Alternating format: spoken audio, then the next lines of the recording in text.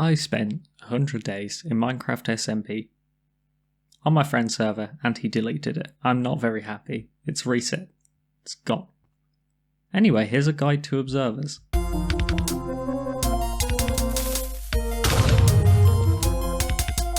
So observers go off based on a block being updated near them, so they're directional.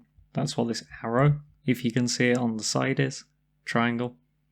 So the bottom of the arrow is the back, underneath in this case. And you can place them in multiple directions, like facing at you. Well, they'll face at you, so there you go, that direction, sideways, downwards and upwards. And as you can see, this side that looks like a face or dispenser, that is the side that detects, and then the top bit is the part that outputs. So we can see that here. We update it, sets the lamp off for a short amount of time, same with a note block, and also a trapdoor. Now we can also move them with pistons, and this is one of the things I find really useful, that we can move and have it sort of pulse two different things. So we've effectively just turned a lever into a button, which is really cool. It's a button that will switch between two things. So you can see the pulse here. It's very short, but if we use a repeater on more and more ticks, we can get a longer and longer pulse. So we could add more repeaters. Now this is going to create an infinite circuit, honestly. There you go, it locks itself on. But better example would be like this. So we've got 4 ticks, but then we can keep it on for another 2 ticks using this. So again, you can get a pulse exactly the length you want using the observer, which is pretty cool. So we can see in this that it powers all the sides and a block above it when we set it off. So all of those go off. And it will also power things directly on top of it. Obviously it won't power a repeater directly on top of it. It also doesn't power a torch directly on top of it. I think that's probably because the pulse is too short.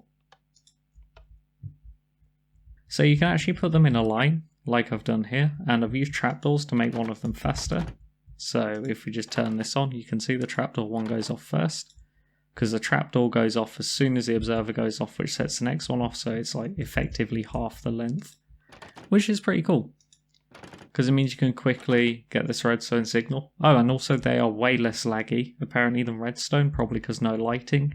So, yeah, if you need a line of redstone, you don't mind adding a bit of delay, then this is what you want. So because they can detect each other going off, we can actually put them on any side of one going off, and it will detect it, so we can have a long crazy chain of them like this. And because they don't sell off ones that are next to them like this, then that means that you can sort of snake them around your redstone design, which can allow you to make it smaller, which is also pretty cool. So we'll just show this one going off. Again, the only disadvantage is they have delay, so these go off in order like that. So as you can see, it doesn't work if you aim an observer into another one. It has to be one aiming away from one, detecting it, going off, not the other way around. So this one won't go off, this one will. Now, cool things you can do with them. So the first one that I showed in the fast version of this video is a clock. So you just put redstone on each side. It's a crazy fast clock. So there you go. It's going off like once every redstone tick. This is the fastest you can make in the bloody game. But you can also make a flying machine. So, God, that's annoying. So with slime blocks and honey blocks, what we can actually do